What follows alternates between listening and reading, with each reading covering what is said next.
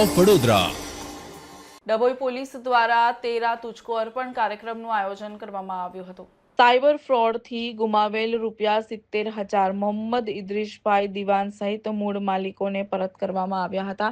આ કાર્યક્રમ દ્વારા પોલીસ પ્રજાનો મિત્ર એ યુક્તિને સાર્થક કરવામાં આવી હતી। પ્રાપ્ત માહિતી મુજબ ડભોઈ પોલીસ સ્ટેશનના પીઆઈ કે જે ઝાલાના જણાવ્યા મુજબ 13 તુચકો અર્પણ કાર્યક્રમ અંતર્ગત સામાન્ય રીતે પોલીસ સ્ટેશનમાં જવા માટે જનતા ગભરાતી હોય છે, ત્યારે ડભોઈ પોલીસ દ્વારા સામેથી મૂળ માલિકોને બોલાવી મોબાઈલ સહિત સાયબર ફ્રોડમાં રોકડ રકમ પરત કરતા માલિકોમાં આનંદની લાગણી જોવા મળી હતી।